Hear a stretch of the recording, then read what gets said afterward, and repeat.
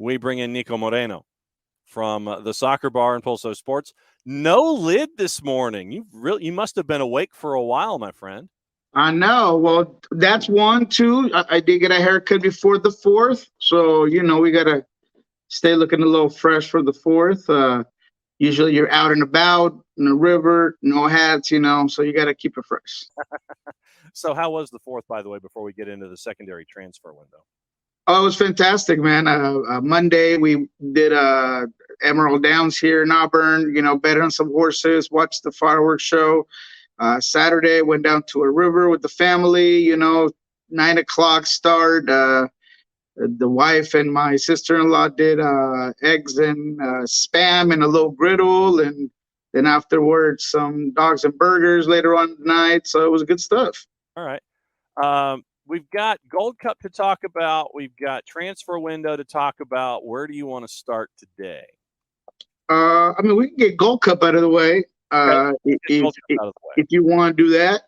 Let's get Gold Cup out of the way. What's gone on in your mind?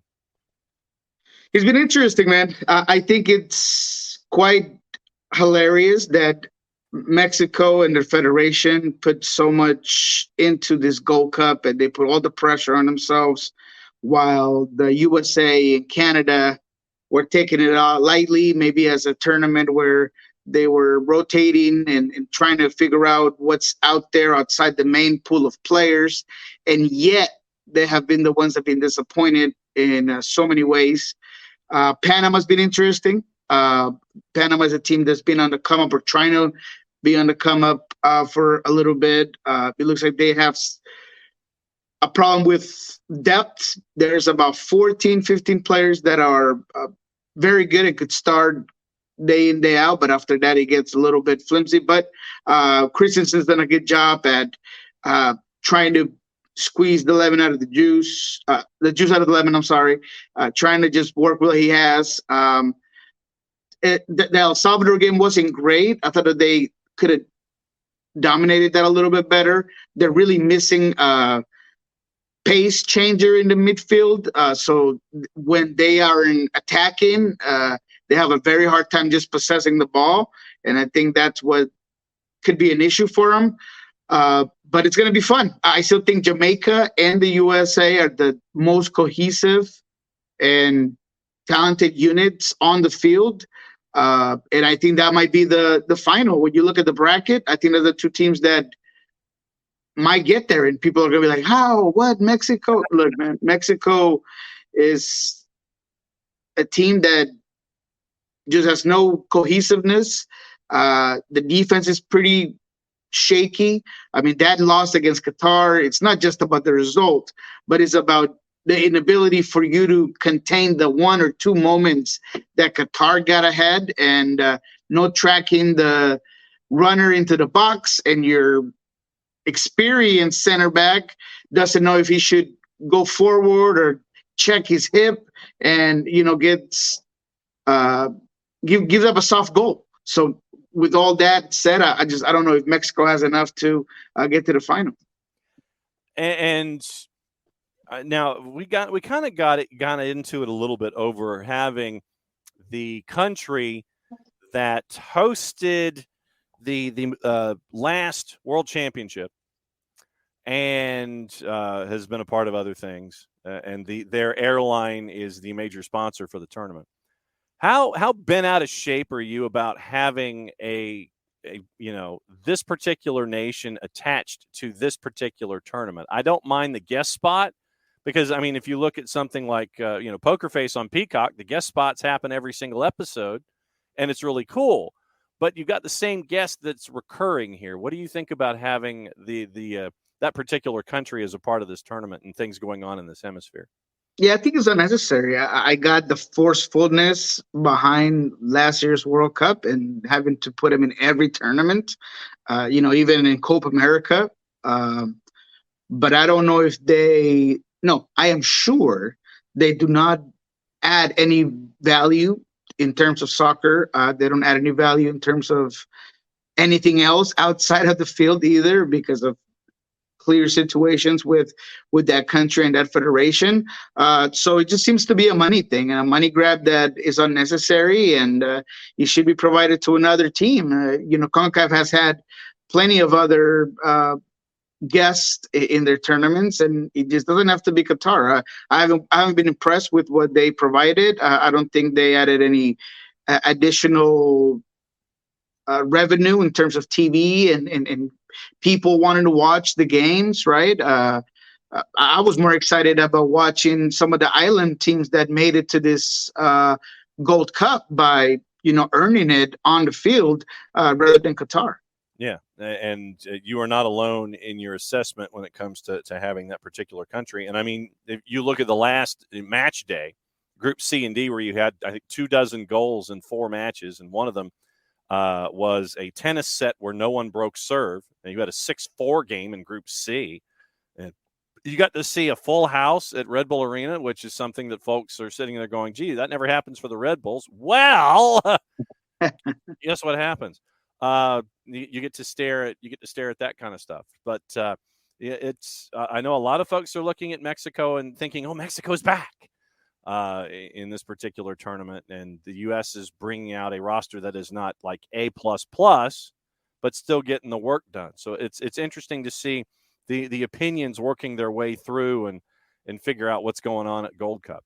Yeah, I don't know who are those people, to be quite honest. I've gotten on quite a few Twitter spaces with Mexican media and Mexican fans in general, where I've been a part of, and the question continues to be, does the Mexican Federation need to copy exactly what the U.S. is doing? And it seems to be the trend, right? Because they're going to stop doing relegation as well. They're going to get into a bit of a MLS next type of developing leagues in the underline. So perhaps, and it just shows in this national team that seems to be out of sorts, man. I mean, you're talking about Alvarez and Regis have been really poor this tournament. Santi Jimenez, I don't want to call him a bust because it's too early, but everybody was claiming that he could have been the game changer in the World Cup, and he hasn't quite shown that. Again, in Mexico, it seems to be a problem with developing, a problem with an identity, and believing that just dropping Coca and bringing in another guy was going to fix things. I mean, ask Toronto about how easy it is to just drop a coach and see if that changes everything in your life. It's just, I think there's a lot for Mexico. Mexico needs to really do a heavy rebuild and figure out what's going on. All right, so we'll keep an eye on that. We are in the secondary transfer window, and right now, and one of our listeners earlier in the show was wondering, with the news coming out of Fort Lauderdale, where apparently, as Jarrett referred to it, man, they're looking to be a great FIFA. They're looking to be a great FIFA sports team from 2010 for your Nintendo system, with Messi, Busquets, possibly Jordi Alba. Iniesta has now been mentioned. Eden Hazard has been mentioned, and both of those last two, Iniesta and Hazard, were mentioned in the morning papers overseas today. You've got all of these folks possibly, probably, maybe heading to Fort Lauderdale. Is there anyone in the West that looks to be making that kind of a splash? Is there anyone on the books that could be doing that same kind of work to distract everybody, to sit there and go, ooh, shiny object in the West? Is there anybody looking to do something like that? I don't think so. Maybe LAFC. I mean, they just traded Opoku, which was interesting because I thought that Opoku was a very good player. He was a spark plug coming off the bench that could really change pace, that could stretch out defenses. So I'm guessing that LAFC is making room to bring a few players. I think the 9 situation still is a problem down there, with Carlos Vela diminishing his productivity, with Bouanga being as good as he is out wide and just being a guy that comes in. from the outside in to score goals. So, I think that if anybody's going to do it, it's going to be LAFC. But other than that, and I'm not really sure if you're going to have that type of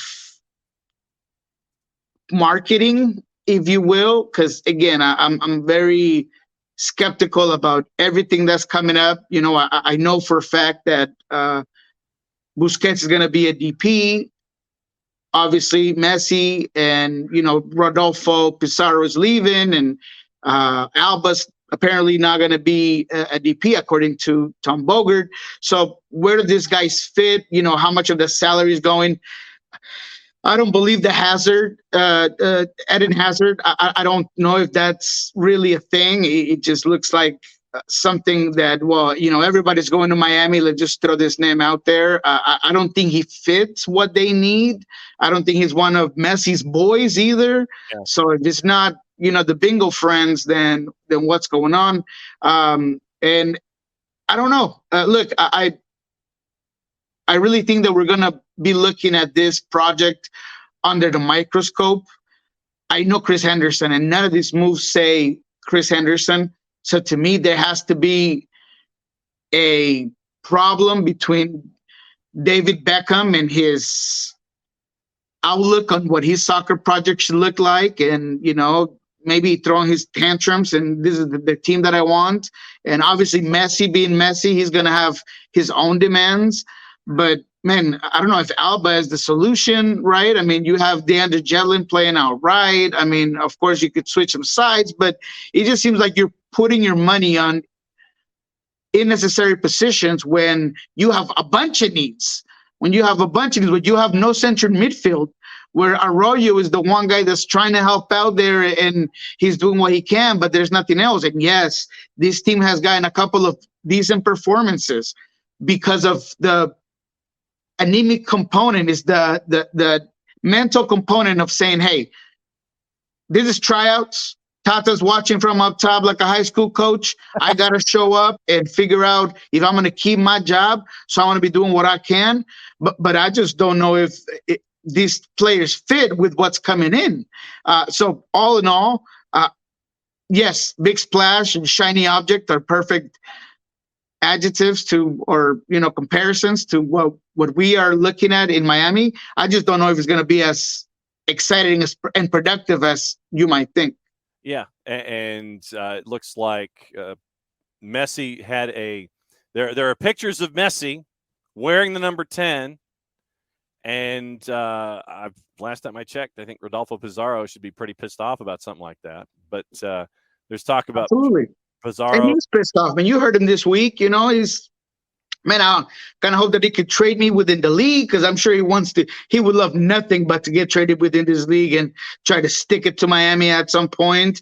He was disappointed about how his situation was handled. He doesn't know if he's going to Mexico, talk to his agent, talk to Chivas. I mean, it's a bad situation for a player that, yes, has not been amazing, but he also doesn't deserve to be treated like trash, or like he's the Sunday's garage sale where is all you got left over is that couch that nobody bought and you got a free sign on them. I mean, that's just not right. So I still think that Jordi Alba is, I wouldn't call it a long shot, but I think it is far from done. There's going to be a lot of moving components of that salary spaces and salary modifications for a team that got hit already for getting or trying to get by the rules of MLS. So I don't know. I still need to see it to believe it. But the Eden Hazard and all of that, I don't know if I believe that either. All right, time for the red light, yellow light, green light on the weekly basis. And for those who are just watching our segment for the first time with Niko, because it is Thursdays with Niko, and this is how we traditionally wrap up the show. What we like to do is, through Major League Soccer, sit there and say, okay, what team would Niko give the green light through? It's like no stop sign. They're just on a roll. Just let them go, and they're off and running. Yellow light could mean somebody kind of creeping up to the intersection. They're going to kind of look both ways. Can we make it through? Is everything fine, or is there something really wrong with the car and they got to slow down? It could be a yellow light going from red to green. It could be going from green to red. And then, of course, obviously the red light is the team that has all the wheels coming off, and it's just a mess to see the hood come up, the engine drop out, transmission all over everywhere, making oil spills and all that kind of stuff. And if it is a repeat team in any category, Niko has to sit here and say what the different reason is that he's having the club come in for the second week in a row. What direction do you want to start this week, sir? Let's start with the red light, man. Let's start with the red light. Let's start with a known team in this category and the dead horse we keep beating, but they keep giving us reasons, John. They keep giving us reasons, and that's the name of the game. I'm talking about Toronto, man. I mean, how much worse can he get? I mean, I basically gave you a starter in the last segment talking about Gold Cup. I mean, Bob is gone, but the wannabe Bash brothers are still in Toronto, and now Bernadeschi tries to go UFC on Wilber Cartagena, and just obviously frustrated. This is a guy that apparently just seems to be one of those cancers to a group, if you will. We've already heard everything that you possibly wanted from a player that was bad for the team, bad for the locker room, that didn't want to listen to Bob, that wanted to do whatever he wanted. And now he's out here acting a fool in a 4-0 game that, Orlando just dominated. Orlando outshot on frame 9-0 this Toronto team, 9-0. I mean, it was incredible how bad they look. Absolutely. I mean, Martin Ojeda's out here looking like Lionel Messi, just shielding the ball from three midfielders, barely grabbing onto him because there seems to be no desire to dispose him of the ball, crossing the ball on a dime and making this Orlando team look amazing. They have the worst goal differential with minus 13 in the East. It was just a bad game, man. So there seems to be nothing about this Toronto team that could save them. I mean, it just seems like a heated mess, just atrocious club in and out. I just don't know how else to put it. But this 4-0 game was possibly one of the worst performances of the season, even if there are teams that are a little bit worse, like Colorado, but in one game, I haven't seen so many mistakes, so many bad transition moments. The rest defense was awful. I mean, it's not just the offense. It's just not the lack of productivity and the fact that you have a team that just doesn't want to play together. You got players saying they want to leave, but on the field, nothing happens for this Toronto team. Yeah, Jason Nix, one of our A-listers in the Twitch pitch, basically says, "Who could have predicted Toronto's defensive troubles?" Oh wait, everyone. Absolutely. I mean, it's just that's what happens when you spend a bunch of the pie in terms of money on two players, and you have a midfield that's old and outdated, and there is nobody that can possibly help you defensively as that initial filter, not just the back line, but that filter that just holds the play. I mean, it's just bad constructed team with an even worse two players in there. We might have the runner test of MLS here with Bernadeschi. Wow. So we'll see what happens.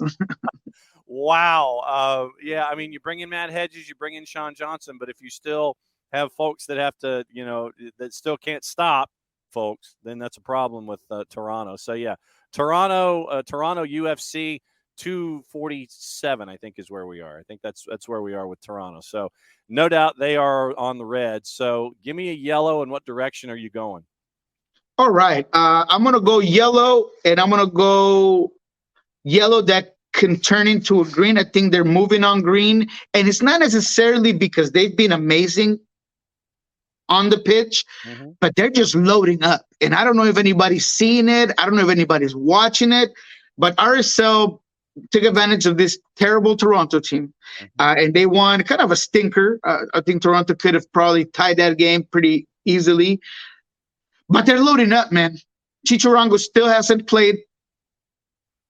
This attacking third is going to be unbelievable with Krylag and Carlos Gomez and Severino just dropping balls to Arango.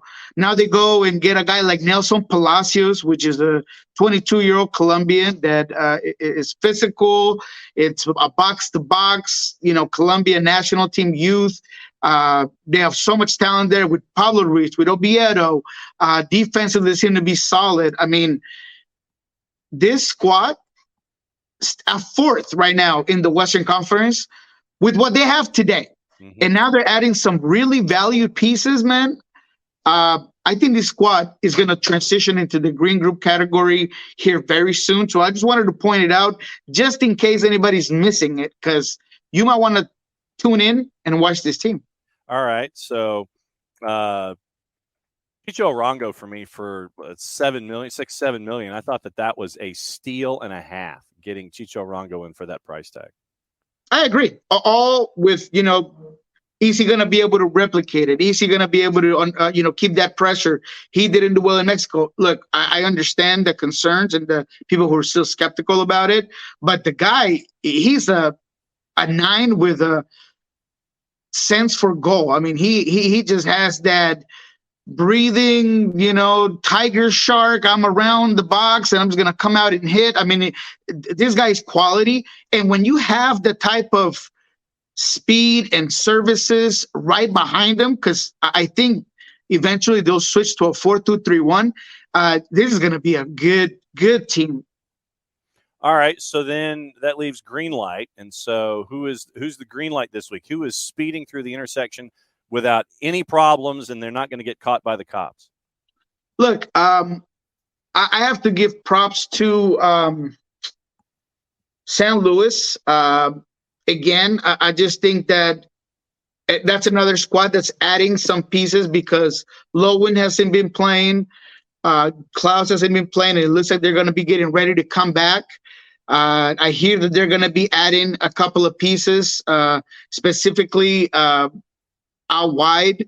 So this team, first in the West, hasn't lost a beat. I mean, you saw LAFC being LAFC with their money, with their stars, whatever you want to call it, struggle, right? El Tráfico was phenomenal, was exciting, 84,000 plus watching this game, and LAG put it on LAFC.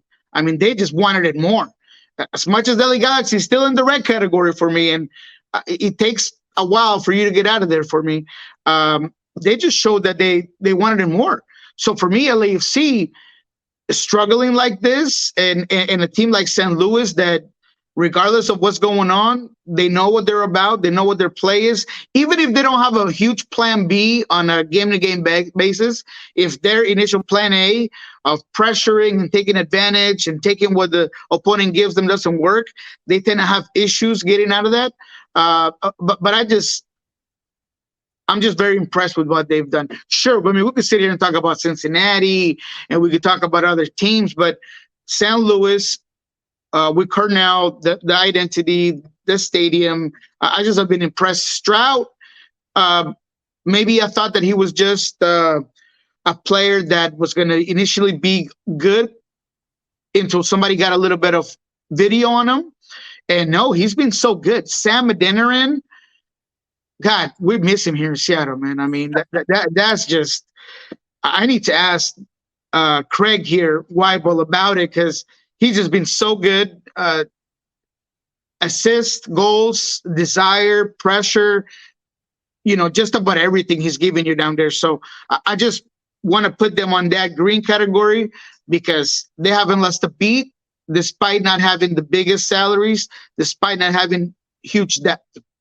And with Sam, it started last year with the time that he had in San Antonio to help them win a USL championship. So it was we've seen Sam Adeniran in a couple of different ways contribute in a couple of different levels over the last couple of seasons. All right. Look, this just in. I don't know if you saw this, or maybe am I missing it? Franco Ibarra we've been holding out. Yeah, we talked about it before you came on, and okay. It is a numbers game involving the U22s. And Carlos Bocanegra is talking to the media right now, and folks are obviously fired up about it on the Twitch pitch. But we have Atlanta United currently has 4 U22s, and that's one more than you're allowed to have. And so right now, the decision was made this morning that Franco Ibarra would be loaned out until the end of the season and loaned to another MLS club. Hopes to announce whom in the next 2 days. Carlos, at his media availability, has said the team has no plans to move Miles Robinson, who's out of contract. Would not say if they've received offers for Thiago Almada, which is understandable. Also, from Doug, said that the Ibarra loan is part of a bigger plan. But Carlos Bocanegra said the Ibarra loan until the end of the season is part of a bigger plan. So Franco Ibarra being loaned out currently is under contract with Atlanta United, I think until 26. And so you've got to keep an eye on that as well. So it's interesting right now. Franco Ibarra came in as a U22, and he's being loaned out to another MLS club. We don't know whom yet, and we will find out probably in the next couple days when it comes to what the larger plan is. And so also, quick piece of news, looks like the Skills Challenge roster has been announced, and Thiago Almada is a part of it, going up against the Arsenal side there. Wow. So that's where it is. I mean, with the 4 U22s, you had Santi Sosa, Eric Lopez, Edwin Mosquera, and Franco Ibarra. And right now, since you've got 4 and you can only have 3, Santi Sosa, off and on, not 100% healthy. Same for Eric Lopez, and Mosquera has come back over the last little bit. I want to say like over the last month or so to try to help out possibly for depth on the wing. And Franco Ibarra has just absolutely shown out this season, giving Atlanta that sandpaper in the midfield. But with what's going on with the U22s, you can only have 3. And that's just said. Carlos Bocanegra said this morning that it is part of a larger plan being loaned out toward through the end of this season, and then obviously being pulled back. So, yeah, that's big news here this morning from the Children's Healthcare of Atlanta training ground. Yeah, Ibarra is a little hot and cold for me, to be quite honest. I think he has some really good games. He has some real stinkers. I don't like the lack of effort at times. So it's interesting, something to follow. Here in Seattle, there might be some news as well. I know that we're getting close to the end of our segment, but Stephen Fry wasn't at practice yesterday. Odd to not see him there. I asked around, and anytime that the club tells me that the coach will address it here soon, and it sounds like he's going to be held out, talking about Brian's presser till Friday. I don't know what's going on, but it doesn't seem to be great news for the team. Hopefully it's nothing serious, but some to watch on over here. Seattle's going to play 2 away games.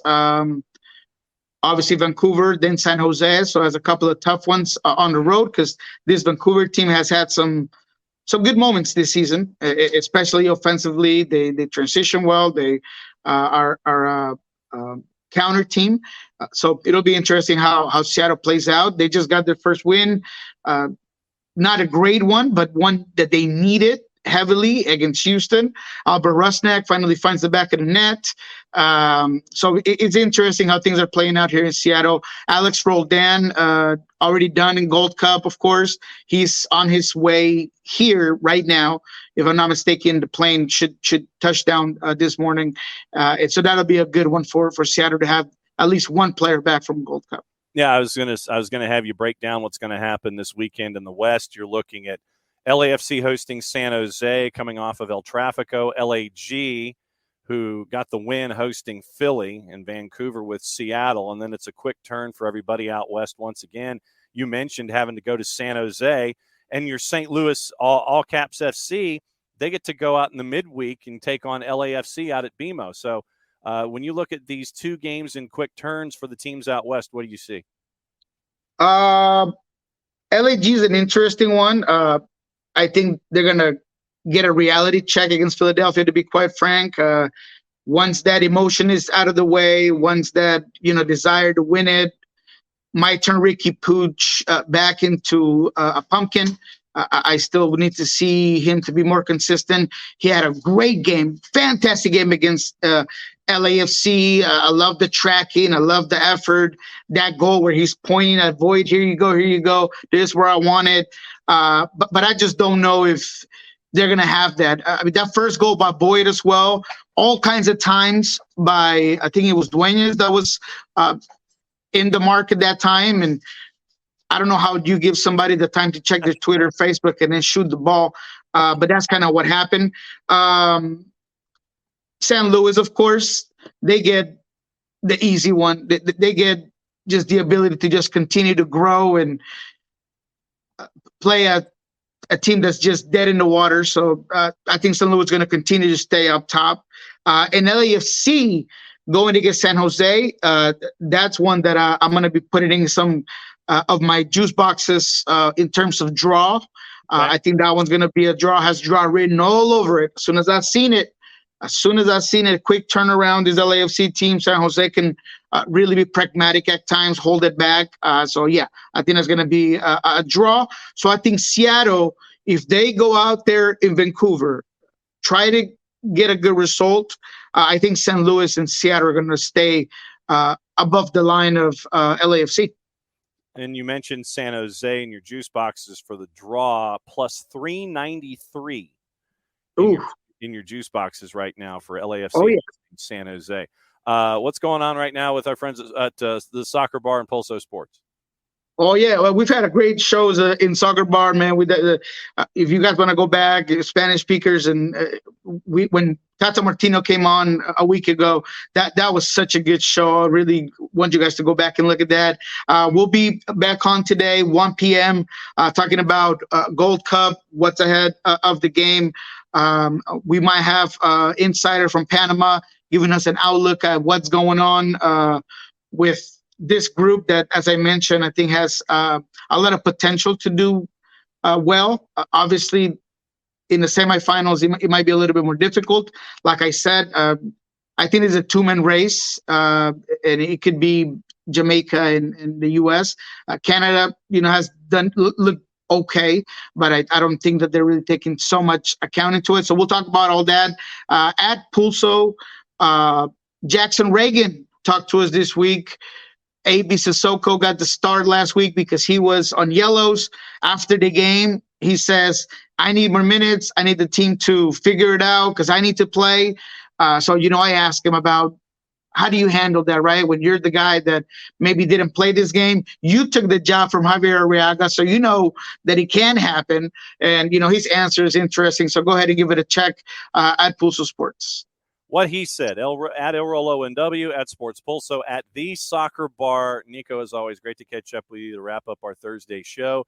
We will do that, and we will keep an eye on the transfer window. Apparently, Minnesota United has picked up Israel Tajiri-Shradi. They have just signed him, and that has come across the finish line today as we are here in the secondary window. So look at that. Minnesota's trying to get it done, man. Reynosa comes in, and they just get all kinds of inspirations. All right. No doubt. And you got that, and you got Timu Pukki, and I'm kind of like, okay, so we'll see what happens there with Timu Pukki, Ismail Tajiri-Shradi, Reynosa coming back.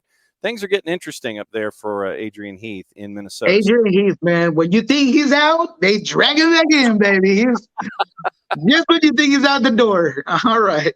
What he said. So for Niko, for everybody here at SDH, keep an eye on the situation in Atlanta. Carlos Bocanegra taking questions as we speak right now, and he has said to Doug Robertson of the AJC, it looks like that they're going to be trying to add another winger in the window.